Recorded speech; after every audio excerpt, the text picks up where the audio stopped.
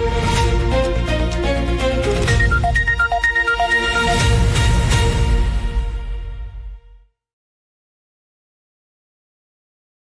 தமிழோடு இணைந்திருக்கிறீர்கள். ILC தமிழ் உயிரோடை தமிழில் அன்பர்களை உலக நார்வல் நிகழ்ச்சியில் இணைந்திருக்கிறீர்கள். உலக நார்வல் நிகழ்ச்சியில் பிரித்தானியாவிலிருந்து புவியியல் ஆய்வாளர் அரசாக இணைகின்றார். வணக்கம் அரசாவர்களே.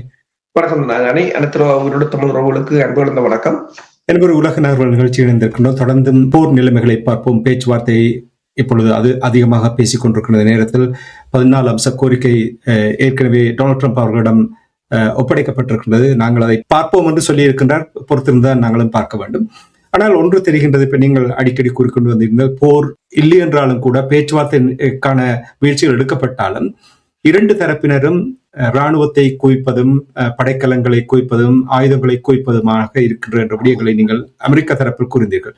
வருகின்ற செய்திகளை பார்க்கும் பொழுது ஈரான் தரப்பிலும் கூட வேகமாக செல்லும் படகுகள் கூட அங்கே கொண்டு வந்து குவிப்பது தொடர்பாக செய்திகள் வந்து கொண்டிருக்கிறது. இது தொடர்பாக என்ன அறிந்தீர்கள்? ஈரானும் இந்த போருக்கு தன்னை தயார்படுத்தி கொண்டிருக்கின்றது. குசேம் தீவு பகுதியில் கிட்டத்தட்ட 40க்கும் மேற்பட்ட அதிவேக விரைவு படகுகள், ஆயுத படகுகள் காணப்படுவதாக அமெரிக்காவின் செய்மதி படங்கள் நூறாக செய்தியை வெளியிட்டிருக்கிறார்கள். அதே சமயம் கிட்டத்தட்ட 8 C-17 ரக விமானங்கள், குளோப் மாஸ்டர் ரக விமானங்கள், மற்றது C-5MS என்ற விமானங்கள் ஐரோப்பா மற்றும் இஸ்ரேல் மற்றும் அமெரிக்கா பகுதிகளில் இருந்து மத்திய கிழக்குக்கு சென்றதை அந்த பிளைட் ரடார் மூலம் பார்க்கக்கூடியதாக இருந்தது. மேலும் நீங்க பாத்தீங்கன்னு சொன்னால் அமெரிக்காவின் P-8 என்ற அந்த கோஸ்டல் சர்வேலன்ஸ் ஏர்கிராப்ட் வந்து பாகிஸ்தான் கடற்கரை பகுதி மற்றது ஈரான் கடற்கரை பகுதிகளில் நடமாடியதாகவும் ஈரான் இராணுவ நிலைகள் மற்றும் ஈரான் கப்பல் படைகளின் நடமாட்டத்தை அவர்கள் கண்காணித்து வருவதாகவும் கூறப்படுகின்றது. இதே சமயம் நீங்கள் பார்த்தீர்கள் என்று சொன்னால் ஈரானில் கிட்டத்தட்ட இந்த 65 நாட்களாக இணையதளம் முற்றாக முடக்கப்பட்ட நிலையில் தான் இருக்கின்றது. அமெரிக்கா இப்போது திருப்பி நீங்கள் பார்க்கலாம் கிட்டத்தட்ட $8 பில்லியன் பெறுமதியான ஆயுதங்களையும் இந்த மத்திய கிழக்குக்கு அனுப்பி இருக்கின்றது. அதை நாங்கள் நேற்று கூட பார்த்திருந்தோம். அது தொடர்பாக பல ஊடகங்களும் கொண்டு வந்திருக்கின்றன. அதாவது ட்ரம்பின் குழு மத்திய கிழக்குக்கு $8 பில்லியன் அதிகமான அவசரகால ஆயுத ஒப்பந்தங்களை விரைவுபடுத்தி இருப்பதாகவும் அமெரிக்க ஐரோப்பிய ஆயுத பிளவு மிக வேகமாக மோசமடைந்து வருகிறது என்று கூறப்படுகிறது. ஏனென்று சொன்னால் அவர்கள் இஸ்ரேல், கத்தார், ஐக்கிய அரபு அமீரகம் மற்றும் குவைத் போன்ற நட்பு நாடுகள் அனைத்துக்கும் வான் பாதுகாப்பு அமைப்புகள், லேசர் வழிகாட்டுதல் ராக்கெட்டுகள் என அனைத்தையும் இப்போது வழங்கி இருக்கிறார்கள் என்றும், அவசரம் என்ற காரணத்துக்காக அவர்கள் வழக்கமான நாடாளுமன்ற ஆய்வு கூட்டத்தை தவிர்த்து இதை அனுப்பி இருக்கிறார்கள் என்று சொல்லியும், இதற்கிடையில் ஐரோப்பிய நேட்டோ கூட்டாளிகளுக்கு நீங்கள் ஏற்கனவே பணம் செலுத்திய ஆயுதங்களை தருவதற்கு தாமதமாகும் என்றும் கூறியிருக்கிறார்கள். ஏனென்றால் ஈரான் போர் அமெரிக்காவின் ஆயுத கையிருப்பை குறைத்து விட்டதாகவும், எனவே மத்திய கிழக்கு நாடுகளுக்கு தொடர்ந்து விநியோகம் செய்வதே முதலில் முன்னுரிமை என்று கூறப்படுகிறது. அதாவது அமெரிக்கா வந்து ஒரு தாக்குதலை மேற்கொண்டால், கிட்டத்தட்ட நாங்கள் நேற்று கூட பார்த்திருந்தோம், மத்திய கிழக்குக்கு 500க்கும் மேற்பட்ட பேட்ரியாட் ஏவுகணைகளையும் சில லோஞ்சர்களையும் வழங்கி இருப்பதாக கூறியிருந்தோம். இப்ப ட்ரம்பின் சீனாவுக்கான பயணம் வந்து இந்த மே 14ஆம் தேதி இருக்கின்றது. அந்த மே 14ஆம் தேதியிலிருந்து 15ஆம் தேதி அவர் சீனாவுக்கு போறதுக்கு முன்னர் மத்திய கிழக்கில் ஒன்றில் அமைதி முயற்சி அல்லது ஒரு தாக்குதல் அல்லது இந்த இராணுவ அழுத்தத்தை வைத்துக் கொண்டு ஒரு பேச்சுக்களில் தான் ஒரு மேன்மையான நிலையை பெற்றுக் கொண்டு போக விரும்புகிறார் போல் இருக்கிறது என்று கூறப்படுகிறது. நேற்று சீனாவிலும் வந்து குளோப் மாஸ்டர் 17 ரக விமானங்கள், C-17 ரக விமானங்கள் தரையிறங்கியதை பார்க்கக்கூடியதாக இருந்தது. அப்படி என்று சொன்னால் அவர்கள் அங்கு பாதுகாப்பு படையினர் முதலே போயிருக்கிறார்கள் ட்ரம்பின் பயணத்துக்கு ஏற்பாடு செய்வதற்காக. எனவே ட்ரம்பின் பயணம் நிச்சயமாக சீனாவுக்கு பயணம் இந்த முறை நிச்சயமாக இருக்கலாம் என்று கூறுகிறார்கள். அரசர்களே, சீனா இந்த ஈரான் போரில் மறைமுகமாக ஈடுபடுவதனால் அமெரிக்கா சீனாவுக்கு தண்டனை வழங்கி இருக்கின்றது. என்ன தண்டனை வழங்கி இருக்கிறார்கள்? உண்மையில் சீனாவின் எரி பொருள் ரிஃபைனரி மீது 5 ரிஃபைனரிகளை தடை செய்திருக்கிறார்கள். அந்த ரிஃபைனரிகள் என்று சொன்னால் ஈரானிடமிருந்து தொடர்ச்சியாக எண்ணெயை சீனா வாங்கி கொண்டிருப்பதாக. இப்போது நீங்கள் பார்க்கலாம், ஈரான் ஒரு டேங்கர், சூப்பர் டேங்கர் கப்பல் வந்து கிட்டத்தட்ட 1.9 மில்லியன் பேரல்கள் எண்ணெயுடன் கடந்த வாரம், அந்த எண்ணெய்கள பெறுமதி $220 மில்லியன் என்று கூறுகிறார்கள். கடந்த வாரம் ஸ்ரீலங்கா அருகாமையில் உள்ள கடற்கரையில் காணப்பட்டதாகவும், இப்போது அது இந்தோனேஷியா நோக்கி பயணித்துக் கொண்டிருப்பதாகவும் கூறப்படுகிறது. அதே சமயம் 2 சீனாவின் கப்பல்களும் ஒரு இந்தியாவின் எண்ணெய் டேங்கர் கப்பலும் இந்த கடந்த 24 மணி நேரத்தில் ஹார்முஸ் நீரிணையினால் போயிருப்பதாக கூறுகிறார்கள். சீனா தொடர்ச்சியாக தனக்கு தேவையான எரிபொருட்களை வாங்கி கொண்டுதான் இருக்கின்றது. எனவேதான் சீனா இப்போது இலங்கையில் கூட கூறுகிறார்கள் எரிபொருள் விலையேற்றமே தவிர இப்போது தட்டுப்பாடு இல்லை என்று. ஏனென்று சொன்னால் சீனா முதலே சொல்லிவிட்டதான் தனது நட்பு நாடுகளுக்கு வழங்க முடியும். சீனா பிலிப்பைன்ஸ் வந்து அமெரிக்காவோட கூட்டணி நாடு. ஒரு தாய்வானில ஒரு பெரிய பிரச்சனையா, தாய்வான் ஒரு போரண்டா பிலிப்பைன்ஸ் இருக்கிற அமெரிக்க தளம் வந்து முக்கியமானது. ஆனால் இப்போது பிலிப்பைன்ஸ் போய் சீனாவிடம் கேட்கிறது எண்ணெய் தாரீங்களோ என்று சொல்லி.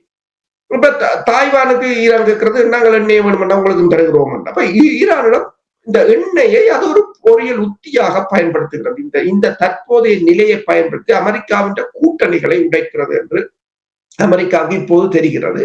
அது ஈரானும் சீனாவுக்கான எரிபொருட்களை கிட்டத்தட்ட 60-80% எண்ணெய்களை ஈரானில் தான் பெற்றுக் கொள்கிறது.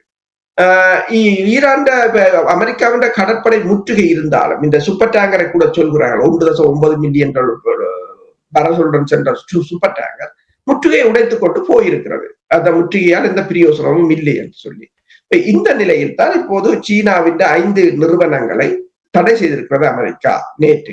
ஆனால் சீனாவின் வெளிவார அமைச்சகம் சொல்லி இருக்கிறது, இனி வரும் காலங்களில் தாங்கள் அமெரிக்காவின் எந்த தடையையும் மதிக்கப் போவதில்லை, அதை மதிக்க வேண்டிய தேவையும் இல்லை எங்களுக்கு என்று கூறியிருக்கிறது.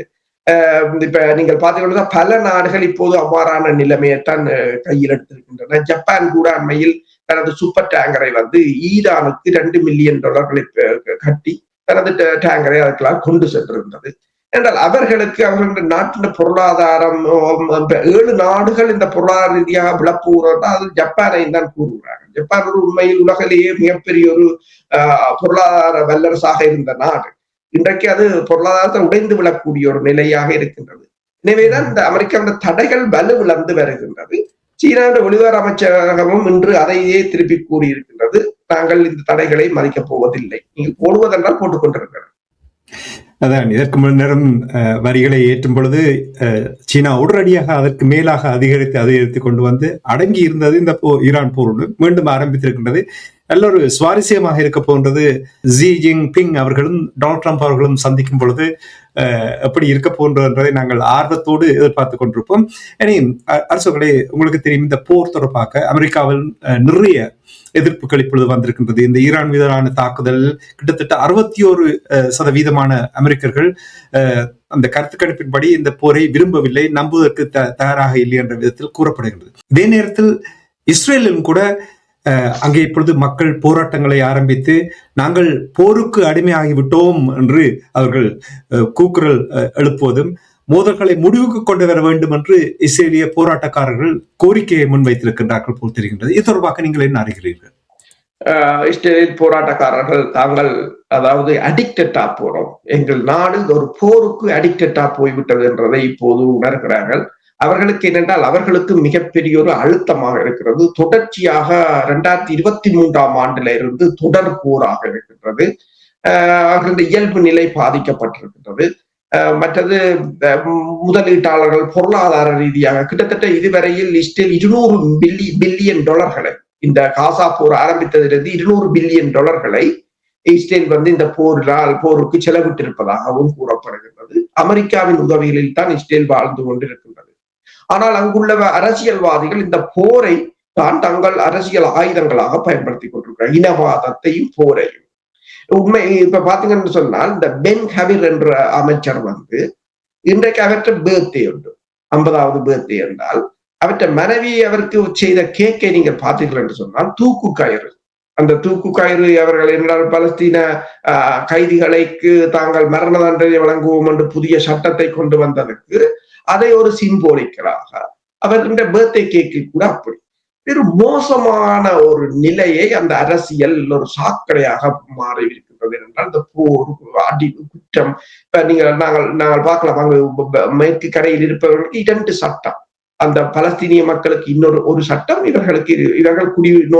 இவர்கள் சாதாரண கோர்ட்டில் விசாரிக்கப்பட்டால் அவர்கள் இராணுவ நீதிமன்றத்தில் தான் விசாரிக்கப்படுவார்கள். அவர்களுக்கு 99% தண்டனை, இவர்களுக்கு அப்படி இல்லை. மற்றது வரி விதிப்பிலிருந்து எல்லா இதிலும் அவர்களுக்கு உரிமை என்றது எதுவும் இல்லை. அது மட்டுமல்லாது இப்ப இஸ்ரேலிய மக்கள் இதுவரையில் போரை விரும்பி தந்திருந்தார்கள். ஆனால் இந்த ஈரான் தாக்குதல் அதற்கு பிறகு ஏற்பட்ட அழிவுகள், பொருளாதார இழப்புகள், இப்போது அவர்களை இந்த போருக்கு அவர்கள் மீதான அழுத்தம், உங்களுக்கு தெரியும் ஈரானுடன் நடந்த போரின் போது கூட ஒரு இரவுக்கு 13 தரம் பங்கரை நோக்கி ஓடியது என்று கூறியிருந்தார்கள். என்று சொன்னால் அவர்கள் அந்த ஏர்லி வார்னிங் சிஸ்டத்தை ஈரான் வேலைக்கு அடித்தபடியால் ஏவுகணைகள் வெடித்து விழுவதற்கும் அவர்களுக்கு வழங்கப்படுகின்ற எச்சரிக்கைகளுக்கும் இடையிலான நேர அளவு குறைந்து விட்டது. சில சமயங்களில் 20 வினாடிகளுக்குள் ஓட வேண்டும் என்று கூறியிருந்தார்கள். என்று சொன்னால் ஏழியாகவே இவர்களால் ஏவுகணைகளை கண்டுபிடிக்க முடியவில்லை. போர் இப்பவும் வெளியிடங்களில் நடக்கும் போது ஆனந்தமாகத்தான் இருக்கு. உள்ளுக்குள் உங்கள் வீட்டுக்குள் வந்த போதுதான் அது மிகவும் ஒரு மோசமாக உங்களுக்கு தெரியும் என்றதை இப்போது ஈரான் இஸ்ரேல் தொடர்ச்சியாக இடம்பெறுகின்ற இந்த போராட்டங்கள் காட்டுகின்றன. ஆனால் அரசியல்வாதிகள் தங்கள் அரசியல் வாழ்க்கையை தக்க வைப்பதற்காக போரை தொடர்ந்து கொண்டிருக்கிறார்கள். ஆனால் இது ஒரு நல்ல விடயம். ஆனால் இதை எவ்வளவு தூரத்துக்கு இந்த மக்கள் கையில் எடுத்து அதை தற்போதைய இந்த நிலைமையை மாற்றுவார்கள் என்பதுதான் ஒரு கேள்விக்குறி. நீங்கள் அந்த தூக்கு கயிறு மாதிரி கேக் செய்ததே மோசமான நிலை என்று நீங்கள் கூறும்பொழுது சமூக வலைத்தளத்தில் ஒருபடி மேலே சென்று இஸ்ரேலிகள் ஒரு மோசமான மனிதர்களா என்று கூட கேள்வி கேட்க தொடங்கி இருக்கிறார்கள்.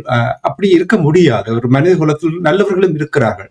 எனவே நீங்கள் கூறுவது போல் இந்த அரசியல்வாதிகள் தங்களுடைய சுய நலத்துக்காக அந்த மக்களை பலிக்கடைகளாக ஆக்குகிறார்கள் என்று கூட சமூக வலைத்தளங்களில் போட்டிருக்காங்க. சரி, அரசுகள் நிகழ்ச்சியை நாங்கள் கொண்டிருப்போம். நிறைவாக உங்களுக்கு தெரியும், இந்த லெபனான் இஸ்ரேலுக்கு இடையிலான இந்த போர் தொடர்பான நிலைமைகளில் பேரளவில் தான் இந்த போர் நிறுத்தம் என்று இருந்தது. இப்போ 2 வாரம் முடிந்து 3ஆம் வாரத்துக்கு செல்ல போடுறோம். லெபனான் மக்கள் இன்னும் இறந்து கொண்டுதான் இருக்கிறார்கள். குழந்தைகள் மீது இன்னும் குண்டுவீச்சுகள் நடந்து கொண்டிருக்கிறது. என்ன நடக்க போகிறது? இந்த 3 வார போர் நிறுத்தம் என்று சொல்லி இது தொடர்பாக யாராவது குரல் எழுப்புவார்களா அல்லது மௌனம் சாதிக்க போகிறார்? அதுதான் மிக மிக முக்கியமான பிரச்சனையாக இருக்கின்றது. இப்போது ஈரான் மிகப்பெரிய கோரிக்கையிலும் அதுதான் முக்கியமாக இருக்கின்றது, லெபனான் மீதான போரை நிறுத்துவது. ஏனென்றால் லெபனான் மீதான போரை முற்றாக நிறுத்துவது என்பது இஸ்ரேலால் ஏற்றுக்கொள்ள முடியாத ஒன்று. அதெல்லாம் அமெரிக்க அதிபர் அதில் சிக்கப்பட்டுத்தான் அமெரிக்க அதிபர் வாய்க்கு வந்தபடி அறிக்கையை விட்டுக் கொண்டிருக்கின்றார். என்னென்னு சொன்னால் இஸ்ரேலின் போரை முற்றாக நிறுத்துகின்ற ஒரு நிலையை ஈரான் கொண்டு வந்து விட்டது என்றதில்லை. ஏனென்றால் லெபனான் போர் நிறுத்தப்படாமல் ஈரான் ஒரு தீர்வுக்கு வராது என்றது இப்போது அவர்களுக்கு விளக்குகிறது.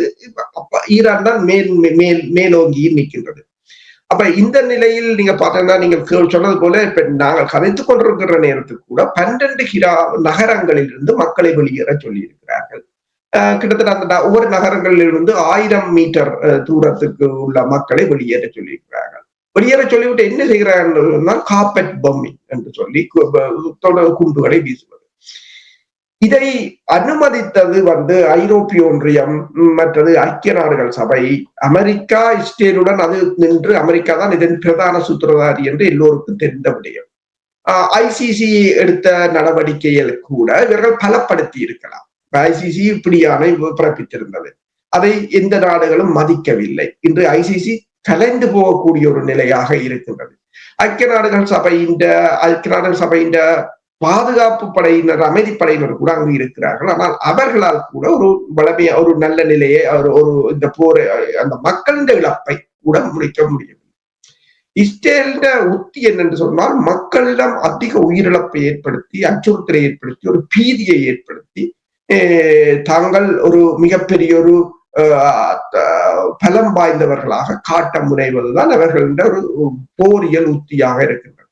இரண்டாவது அவர்கள் அதன் லாபம் என்னென்று சொன்னால் அங்கு நடத்த அந்த பேரழிவை ஏற்படுத்தி அந்த மக்களை அங்கிருந்து அப்புறப்படுத்துவதன் ஊடாக தங்கள் இஸ்ரேலை மெல்ல மெல்ல அகன்ற இஸ்ரேலாக இப்ப அந்த கடற்கரை வரையில் லெபனானையும் முழுமையாக எடுத்து அந்த கடற்கரை வரையும் கொண்டு செல்ல வேண்டும் என்பது அவர்களின் உள்ளூர திட்டமாக இருக்கின்றது. இப்ப தெற்கு லெபனானை கூறுகிறார்கள் கிட்டத்தட்ட 100 வருடமாக இஸ்ரேலுக்கு இருக்கின்ற ஒரு திட்டம், அவர்களிட மனதில் இருக்கின்ற இஸ்ரேலியர்களிட மனதில் இருந்த ஒரு திட்டம் தான் இந்த தெற்கு லெபனான் மீதான படையெடுப்பு. அதே போலதான் நீங்கள் பார்க்கலாம், மேற்கு கரையாக இருக்கலாம், மேற்கு கரையை இணைப்பதாக இருக்கலாம், பிரான்ஸாக இருக்கலாம், இத்தாலியாக இருக்கலாம், ஸ்பெயினாக இருக்கலாம்.